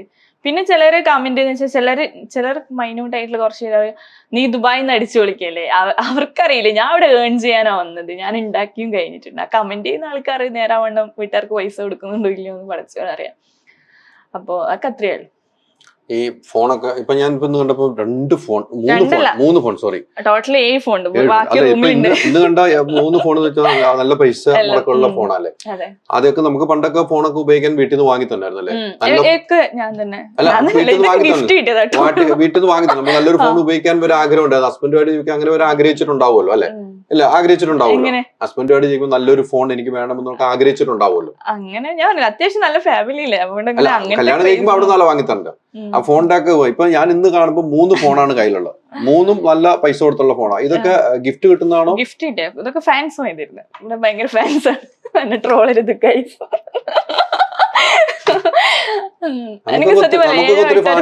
നമുക്കൊക്കെ ഒത്തിരി ഫാൻസ് ഉണ്ട്. ആരും ഒന്നും വാങ്ങി തന്നെ ഇല്ലല്ലോ. അത്യാവശ്യം മുൻചെല്ലാം വേണം എന്നെ പോലെ, എന്നാലേ കിട്ടുള്ളൂ. അതെയോ? ആണുങ്ങളായോണ്ട് കിട്ടില്ല അതോ? അങ്ങനെയൊന്നുമില്ല, പെൺകുട്ടികൾക്ക് കിട്ടണമെന്നില്ല. എത്ര പെൺകുട്ടികളുണ്ട്. ഞാനിങ്ങനെ ഒരു വീഡിയോ ഇടുമ്പോ ഓരോ പെൺകുട്ടികൾ ഇങ്ങനെ പറയും, ഞങ്ങൾക്കൊന്നും 1 രൂപന് മുട്ടായി പോലും ഇവിടെ ആരും വാങ്ങി തരുന്നില്ലല്ലോ. പക്ഷെ എന്നെ കുറെ പേർക്ക് ഭയങ്കര ഇഷ്ടം ഈ ഒരു ഇതൊക്കെ കൊണ്ട്. ഞാൻ ഒത്തിരി സ്ട്രഗിൾ ചെയ്തിട്ട് ഇവിടെ എത്തിയതുകൊണ്ട് ചിലർക്കൊക്കെ ഭയങ്കര ഒരു പ്രൗഡ് ആയിട്ട്. അങ്ങനെ 7 ഫോണുണ്ട്. 7 ഗിഫ്റ്റ് കിട്ടിയ ഫോണാണ്. ബാക്കി വീട്ടിലുണ്ട്. 7 അതിൽ കൂടുതൽ എല്ലാം ഐഫോൺ. നമുക്ക് പോകുമ്പോ നമുക്ക് പൈസക്ക് പുറമെ ഗിഫ്റ്റും തരും. നമുക്ക് പ്രൊമോഷൻ ചെയ്യുമ്പോ ഗോൾഡൻ ലൈറ്റ് ഒരുപാട് ഗോൾഡ് ഒക്കെ കിട്ടിയിട്ടുണ്ട്. സ്വർണ്ണമൊക്കെ ലഭിച്ചിട്ടുണ്ടല്ലേ? ഒത്തിരി ഗോൾഡ് സേഫ് ആയിട്ട് ലോക്കറിൽ വെച്ചേക്കാണ്. ലോക്കറിലാണ്. അപ്പം ഏതെടുത്താലും പൈസ എന്ന് പറഞ്ഞ പോലെയാണ് അതല്ലേ. നമ്മളൊരു പ്രൊമോഷൻ ചെയ്താൽ പൈസ കിട്ടും, ഗിഫ്റ്റ് കിട്ടും, എല്ലാ സൗകര്യങ്ങളും ചെയ്തു തരുന്നുണ്ട്. ഇത് നല്ലൊരു ജോലിയാണ്. സർക്കാർ ജോലി ചെയ്തിട്ട് നമുക്ക് കാര്യമില്ല. ഇല്ല, ഒരു കാര്യമില്ല. ഇതാണ് ഏറ്റവും നല്ല പ്രൊമോട്ടർ ആവുന്നത്, ഇൻഫ്ലുവൻസർ ആവുന്നത്. പക്ഷെ അതുപോലെ നിക്കണം കേട്ടോ, ആ ഒരു സ്റ്റാൻഡേർഡിൽ പോകണം. ഈ സ്റ്റാൻഡേർഡിൽ പോകണം. സ്റ്റാൻഡേർഡ് വിട്ട ആളുകളുണ്ടോ? അങ്ങനെയല്ല. നമ്മള് ഒന്നാമത് ഇത് തന്നെ, ആൺകുട്ടികളെ നമ്മള് കാണുന്നതല്ലേ, ഓരോ ആൺകുട്ടികൾ പല ഇതും പറഞ്ഞിട്ട് ഒലിപ്പിക്കാനുള്ള വരും. ഇനി ഇഷ്ടമാണ്, ഈ സംഭവമാണ്, അങ്ങനെയാണ്. പക്ഷെ ഒന്നിലും വീഴരുത്, വീണാ തീർന്ന്. അത്രേ ഉള്ളു. അതുകൊണ്ട് കുറച്ച് എന്താ പറയുക, കുരുട്ട ബുദ്ധിയാണ്. മീൻസ് ഇങ്ങനെയൊക്കെ വരുന്ന ആൾക്കാരെ വീഴാണ്ട് നമുക്ക് എന്താ പറയാ, അങ്ങനെ മീൻസ് പ്രേമിക്കുന്ന ഇഷ്ടമല്ല, പ്രേമിച്ചോട്ടെ, നോ പ്രോബ്ലം. വീഴരുത്, വീണാ തീർന്നു. അതോടുകൂടി നമ്മുടെ ജീവിതം തീരും ഉറപ്പായിട്ടും. കാരണം ഒരിക്കലും ഒരു ടൈം വരെ നമ്മളെടുത്ത് ഇഷ്ടമുണ്ടാവും. നമ്മളെ ബോഡി കണ്ടിട്ട് വരുന്ന ആൾക്കാരായിരിക്കും. അപ്പൊ ഒരിക്കലും എന്താ പറയണ്ടേ, നമ്മളെ കിട്ടിക്കഴിഞ്ഞാല് ഓല ഇത് പോവും, മനസ്സിലായോ? അപ്പൊ നമ്മള് എന്താ പറയാ, അതിലൊന്നും വീഴാണ്ട് നല്ല പൈസ ബോഡി കണ്ടിട്ട് നമ്മൾ അതൊന്നും വീഴാണ്ട് നമ്മളെ ബോഡി, എന്റെ ബോഡി ഇത് തന്നെയാണ്, നിങ്ങൾ എന്നെ ആരാധിച്ചോളൂ, എന്നെ ഇഷ്ടപ്പെട്ടു പറയും. അങ്ങനെ ഈ ആടിനെ പ്ലാവല കാണിക്കുന്ന പോലെ, അതാണ് ഉദ്ദേശിച്ചത്. അങ്ങനെയൊന്നല്ല, മീൻസ് നമ്മളൊന്നും വീഴാതിരിക്കും. അത്രയാണ്. അല്ല, എനിക്കത് ഇഷ്ടം. എനിക്ക് പ്രേമിക്കാൻ വലിയ ഇഷ്ടമൊന്നുമില്ല. ഇപ്പൊ പ്രണയം ഉണ്ടോ? ആരെടുത്തും ഇല്ല. ജീവിതത്തിൽ എത്ര പ്രണയിച്ചിട്ടുണ്ട്? ജീവിതത്തില് അങ്ങനൊക്കെ പറഞ്ഞാലും അങ്ങനെയൊന്നുമില്ല. സ്കൂളിൽ പഠിക്കുമ്പോഴായിരുന്നു പഠിക്കുമ്പോ പ്രണയം ഉണ്ടായിരുന്നു. എത്രാം ക്ലാസ്സിൽ പഠിക്കുമ്പോ? 7ാം ക്ലാസ്. 7ാം ക്ലാസ്സിൽ പ്രണയം ഉണ്ടല്ലേ? ആ പ്രണയം എത്ര നാൾ നീണ്ടു? അങ്ങനെ ചോദിക്കരുത്, അതെനിക്ക് ഓർമ്മയില്ല. സീരിയസ് ആയിട്ട് പ്രണയിച്ച എത്രാം വയസ്സിലാ? സീരിയസ് ആയിട്ട് പ്രണയിച്ച എത്രാം വയസ്സിലാ? അങ്ങനെ ശരിക്കും പറഞ്ഞാൽ ഞാൻ കൂടുതൽ പ്രണയിച്ച 2 ഹസ്ബൻഡിനെ തന്നെയായിരുന്നു. ഭയങ്കര ജെന്യൂൻ ആയിട്ട് ഇഷ്ടപ്പെട്ട. അല്ലാണ്ട് ടൈം പാസിന് ഉണ്ടായിരുന്നു, മുമ്പുണ്ടായിരുന്നു, കല്യാണത്തിന് മുമ്പിട്ടുണ്ടായിരുന്നു. അങ്ങനെ ഫോൺ വിളിക്കാനൊന്നും പറ്റൂല. എന്റെ ഉമ്മ ഭയങ്കര സ്ട്രിക്റ്റ്. അപ്പൊ ഇങ്ങനത്തെ കാര്യങ്ങളൊന്നും സമ്മതിക്കില്ല. ഇപ്പൊ തന്നെ റീസെന്റ് ഫ്രണ്ട്സിനൊക്കെ വീട്ടിൽ വരുത്താൻ തന്നെ അലോടാക്കി. അല്ലെങ്കിൽ ഫ്രണ്ട്സിനെ പോലും ആൺകുട്ടികളോട് അങ്ങനെ സംസാരിക്കോ പോയില്ല. അങ്ങനെ മീൻസ് നമ്മളെ നാട്ടിൽ വെച്ചാൽ മുസ്ലിം ഭയങ്കര ദീനപരമായിട്ടുള്ള ഒരു ഫാമിലിയാണ്. അപ്പം കണ്ണൂരാണല്ലോ. അതെ. അപ്പൊ ഇങ്ങനെ എന്താ പറയാ, ഇപ്പൊ ബോയ്സ് ആയിട്ട് ഫോൺ ചെയ്യലോ, ബോയ്സിന്റെ വീട്ടില് അങ്ങനെ അവര് കുറച്ച് ഏജ്ഡ് അല്ലേ. അപ്പൊ അവർക്ക് ഈ ഫ്രണ്ട്ഷിപ്പിന്റെ വാല്യൂ അറിയില്ല. ഫ്രണ്ട്സ് എന്താ അങ്ങനെ. ഈ കണ്ണൂരില് വിമല പറഞ്ഞൊരു കമന്റ് വായിച്ചില്ലേ, കല്യാണ വീട്ടില് മുസ്ലിം വീട്ടില്, അത് അറിഞ്ഞായിരുന്നോ? അത് വലിയ വിവാദമായിരുന്നല്ലോ. മുസ്ലിം വീട്ടുകളിൽ കല്യാണ വീട്ടിൽ മുസ്ലിങ്ങള് പുറയിലൂടെ പിന്നിലൂടെ അവിടെ ഭക്ഷണം കഴിക്കാൻ എന്ന് പറഞ്ഞു. അങ്ങനെ ഒരു ഫീൽ ചെയ്തിട്ടുണ്ടോ? ഇല്ല, അങ്ങനെയൊന്നുമില്ല. മീൻസ് അത് ഓരോരുത്തർ ഇതാണ്, അവർക്ക് പ്രശ്നമില്ല. പിന്നെ നമുക്ക് എന്താ, ഓരോരുത്തർ ഇതല്ലേ, ഞാൻ അതിലൊന്നും പറയില്ല. മുസ്ലിം ഫാമിലി ആണല്ലോ, അങ്ങനെ ഒരു അനുഭവം ഉണ്ടായിട്ടുണ്ടോ? കല്യാണ വീട്ടിൽ പോകുമ്പോൾ നമ്മൾ അങ്ങനെ പിന്നിലൂടെ പോകണം അങ്ങനെയൊക്കെ പറയുമ്പോൾ? ഇവിടെ അറബ്സിന്റെ ഇവിടെ ഇങ്ങനെ തന്നെയല്ലേ. മീൻസ് ഗേൾസിന് സെപ്പറേറ്റ് ഫുഡ്, ബോയ്സിന്, അതൊക്കെ ഓരോരുത്തർ കൾച്ചറാണ്. അത് നമുക്ക് ഒന്നും പറയാൻ, ഞാനൊന്നും പറയില്ല. അതെല്ലാം ഓരോരുത്തർ ഇഷ്ടമാണ്. അങ്ങനെ ഒരു വേർതിരിവ് വേണോ? അങ്ങനെ വേർതിരിവ് വെച്ചാൽ ചിലർക്ക് ഇപ്പൊ എല്ലാരും നമ്മളെ പോലെ ആവണമെന്നില്ല. ചിലർക്ക് ഇങ്ങനെ പ്രൈവറ്റ് ആയിട്ട് പോയിട്ട് ഫുഡ് കഴിക്കണം അങ്ങനെ ഉണ്ടാവും. മീൻസ് ലേഡീസിന്റെ ഇടയിൽ കൂടി അങ്ങനെ മീൻസ് ഹോട്ടലിൽ കയറി ഒരുമിച്ചായിരുന്നു ഭക്ഷണം കഴിക്കുന്നത്. അവിടെ പ്രൈവറ്റ് ആയിട്ട് ഹോട്ടലിൽ പോയിട്ട് വേറെ ഒരു കർട്ടൻ ഇട്ടൊന്നും തിരിക്കണമെന്നില്ല ഹോട്ടലിൽ. പക്ഷെ ഇവിടെ ഉണ്ട്, സൗദിയിലൊക്കെ ഉണ്ട് കേട്ടോ. അത് ലേഡീസിന് വേറെ തന്നെ സെക്ഷൻ ഉണ്ട് ഫുഡ് കഴിക്കാനായിട്ട്. സൗദിയിൽ അങ്ങനെ തന്നെ എല്ലാ റെസ്റ്റോറന്റിലും ഫാമിലി സെക്ഷൻ വേറെയാ, പിന്നെ ബാച്ചിലേഴ്സ് സെക്ഷൻ വേറെ, അങ്ങനെ ഫുഡ് കഴിക്കാനല്ല. അത് നമ്മളെ ഒരു മതത്തില് ഇങ്ങനെ പറയുന്നുണ്ടല്ലോ, അപ്പൊ അത് ഫോളോ അപ്പ് ചെയ്യുന്ന നല്ല ദീനായ ആൾക്കാർ അത് ഫോളോ അപ്പ് ചെയ്യുന്ന. അങ്ങനെ മറ്റുള്ളവർക്ക് നല്ല ദീനില്ലാന്നാണ് പറയുന്നത്. ദീനില്ലാന്ന് ഞാൻ പറയില്ല, ഓരോരുത്തർക്കും ഓരോ വിശ്വാസമില്ലേ. നിങ്ങൾ എങ്ങനെയെങ്കിലും എന്നെ വിവാദത്തിൽ ഉണ്ടാക്കാൻ വേണ്ടിയില്ല, എന്റെ ഇതൊന്നും വരില്ല. ദീനിനെ കുറിച്ചൊക്കെ പറയാൻ നമ്മൾ ആരുമല്ല. അതെ നമ്മൾ എല്ലാം പഠിച്ചതിന്റെ കയ്യില്ല. ഞാൻ സ്വർഗത്തിൽ പോ, നിങ്ങൾ സ്വർഗത്തിൽ പോ, നമുക്ക് ഒരാളെയും പ്രഡിക്റ്റ് ചെയ്യാൻ പറ്റില്ല. അതുകൊണ്ട് നമുക്ക് എന്താ പറയാ, അല്ലാണ്ട് 5 നേരം നിസ്കരിച്ചിട്ട് കുറ്റം പറഞ്ഞിരുന്നു കഴിഞ്ഞാല് ഒരിക്കലും സ്വർഗത്തിൽ പോകില്ല. അപ്പോ ഇപ്പൊ ഞാൻ നിങ്ങളെ കുറിച്ച് കുറ്റം പറയാം, നമ്മളെ മതത്തിൽ എങ്ങനെയാണ്, ഞാൻ നിങ്ങളെ കുറിച്ച് കുറ്റം പറയാം, നിങ്ങൾ പുറത്ത് തന്നിട്ടില്ലെങ്കിൽ ഞാൻ ഒരിക്കലും സ്വർഗത്തിൽ പോകില്ല. അപ്പൊ ഒരിക്കലും നമുക്ക് ഒരാളെ ദീനിയാണോ അങ്ങനെയൊന്നും പറയാൻ പറ്റില്ല. എല്ലാം പഠിച്ചവന്റെ കയ്യിലാണ്. നല്ലൊരു വിശ്വാസമാണല്ലേ? ഞാൻ നല്ല വിശ്വാസിയാണോ, പഠിച്ചവനെ വിശ്വസിക്കുന്ന വ്യക്തിയാണ്. കാരണം ഞാൻ ഇന്ന് ഈ ലെവലിൽ എത്തിയത് പഠിച്ചവന്റെ ഇതുകൊണ്ട് തന്നെ. ഞാൻ പറഞ്ഞില്ലേ, ഞാനൊന്നും മരിക്കാൻ പോയ വ്യക്തി ഇന്ന് എന്നെ ഇവിടെ എത്തിച്ചിട്ടുണ്ടെങ്കിൽ അള്ളാന്റെ ബ്ലെസ്സിങ് തന്നെയാണ്. ഈ വിവാദങ്ങൾ പല കമന്റുകളും വന്നിട്ട് ഒറ്റയ്ക്ക് ശരിക്കും ദുഃഖം വന്ന ഒരു കമന്റ് നീ ഓർക്കുന്നുണ്ടോ? ഒറ്റക്ക് ദുഃഖം കൊറേ ഉണ്ട്, ഒന്നൊന്നല്ല, കരഞ്ഞ കൊറേ കമന്റ്സുകളെല്ലാം ഉണ്ട്. അതന്നെ ഇത് എന്റെ മക്കളെ, ഞാൻ സത്യം പറഞ്ഞാല് ഞാൻ ലേറ്റ് ആയിട്ട് കിടക്കും, വേറൊന്നും വേണ്ടല്ല. രാത്രി മക്കളെ നല്ലോണം മിസ് ചെയ്യും. കാരണം വീട്ടിൽ പോയി കഴിഞ്ഞാൽ മക്കള് എന്റെ മേത്താണ്ടാവും. ന്യൂസ് ആയിക്കോട്ടെ നിലൂസ് ആയിക്കോട്ടെ, ഒരാൾ ഇവിടെ ഉണ്ട്, ഒരാൾ ഇവിടെ ആയിട്ട് കിടക്കുക. അപ്പൊ നമ്മള് ഓൽക്ക് വേണ്ടിയിട്ടാണ് ഇവിടെ വന്നിട്ട് കഷ്ടപ്പെടുന്നത്. അപ്പൊ ഞാൻ ഇവിടുന്ന് ഇത്രയും സ്ട്രഗിൾ ചെയ്തിട്ട് ഒരാള് ഇങ്ങനെ പൈസ ഉണ്ടാക്കിയിട്ട് മക്കളെ സെറ്റിൽ ആക്കാൻ നോക്കുമ്പോ ചിലരെ കമന്റ് ഉണ്ടാവും, നീ ദുബായിന്ന് അടിച്ചു പൊളിച്ച് ജീവിക്കല്ലേ. ഞാൻ ഒരിക്കലും എനിക്ക് കിട്ടുന്ന പൈസനോ 1 രൂപ പോലും ഞാൻ എടുത്ത് അടിച്ചു പൊളിച്ച് ജീവിച്ചിട്ടില്ല. മക്കൾക്ക് വേണ്ടിയിട്ട്. അതെന്റെ പേരൻസിന് അറിയാം, എൻ്റെ ഇക്കാക്കൊക്കെ അറിയാം. എൻ്റെ ഇക്കാക്ക് എല്ലാം ഡീൽ ചെയ്യുന്നത് എൻ്റെ എമൗണ്ടും കാര്യങ്ങളെല്ലാം. അപ്പൊ എൻ്റെ ഇക്കാക്കൊക്കെ അറിയാം, എൻ്റെ ഉമ്മാക്ക് ഉപ്പാക്ക് എല്ലാവർക്കും അറിയാം, എൻ്റെ അനിയനറിയാം.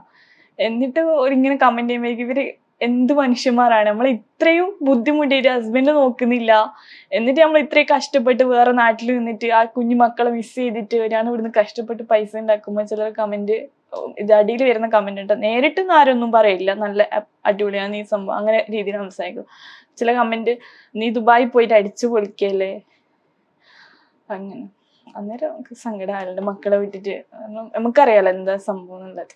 അത് ഭയങ്കരമായിട്ട് കരയിലുണ്ട് രാത്രി ആലോചിച്ച് കരയിലുണ്ട്. എന്തായാലും വലിയൊരു പോരാട്ടത്തിലൂടെയാണ് ഇത്രയും ജീവിത കുറെ കാര്യങ്ങൾ തുറന്നു പറഞ്ഞു എന്നാണ് എനിക്ക് തോന്നുന്നത്. പറയാത്ത കാര്യങ്ങൾ ഇനി ഈ ജീവിത പോരാട്ടം ഇനിയും പോരാടണം. മറ്റുള്ളവർക്ക് ഒരു മാതൃകയാണ്, അതൊരു മാറ്റമൊന്നുമില്ല. കാരണം ഇത്തരം പെൺകുട്ടികൾ പല മേഖലയിലും ഈ ജീവൻ അവസാനിപ്പിച്ച പെൺകുട്ടികളാണ് നമ്മളൊക്കെ കണ്ടിട്ടുള്ളത്. ഒത്തിരി പെൺകുട്ടികളുണ്ട്, 2 വിവാഹം ചെയ്തു, 2 നമുക്ക് നിലനിർത്താൻ കഴിഞ്ഞിട്ടില്ല അല്ലെ? അത് വലിയൊരു, ഈ പ്രായത്തിൽ അത് വലിയ രീതിയിൽ ദുഃഖമുണ്ടാകുന്ന ഒരു മനസ്സായിരിക്കും. എന്നിട്ടും ഇപ്പോഴും ചിരിച്ചു കളിച്ച് സ്വന്തം മക്കൾക്ക് വേണ്ടി ജീവിക്കുന്നുണ്ടെങ്കിൽ അതൊരു പോരാട്ടമാണ്. ഇനിയും പോരാടണം. ഇതിനും അപ്പുറത്തേക്ക് വലിയ വലിയ ഷോപ്പുകളൊക്കെ ഇനാഗ്രേഷൻ ചെയ്ത് വലിയ വലിയ പണമുണ്ടാക്കി മറ്റുള്ളവരെ വെല്ലുവിളിച്ചവരെ നമുക്ക് തുറന്നു കാണിക്കാം. നേരത്തെ പറഞ്ഞ പോലെ എനിക്ക് ഭയങ്കര രീതിയിൽ കംപ്ലൈന്റ് ചെയ്ത ആ ഷോപ്പിന്റെ ഒക്കെ 1 ലക്ഷം തന്ന് ഷോപ്പിന് ഇനാഗ്രേഷൻ പോയാൽ ഓർമ്മിച്ചില്ല. അതിനപ്പുറത്തേക്ക് ഇനിയും വളരണം. ഇത്ര നേരം സഹകരിച്ച വളരെ നന്ദിയുണ്ട്. ഇനി നമുക്ക് കാണുമ്പോൾ കൈ നിറയെ ഫോണുമായിട്ട് വരട്ടെ. കുറെ ഫോണുകൾ ഇനി ഗിഫ്റ്റ് തരും. എഴുതി വെച്ച് ഞാൻ അത് എഡിറ്റ് ചെയ്ത് കളയില്ല കേട്ടോ. അല്ലെങ്കിൽ പിന്നെ എഡിറ്റ് ചെയ്ത് വന്നിട്ട് ഇനി അടുത്ത ഞാൻ ഫോൺ എവിടെ ഞാൻ ചോദിക്കുമ്പോൾ തരേണ്ടതായി വരും. അപ്പം എല്ലാവിധ ആശംസകളും. ഇനിയും സിനിമകൾ അഭിനയിക്കുക, ഇനിയും നല്ല നല്ല വേഷങ്ങൾ ചെയ്യുക. മലയാളികളുടെ മനസ്സിന്റെ ഹൃദയത്തിന്റെ അടിയിലേക്ക് എത്താവുന്ന വേഷങ്ങൾ ലഭിക്കട്ടെ. Thank you so much.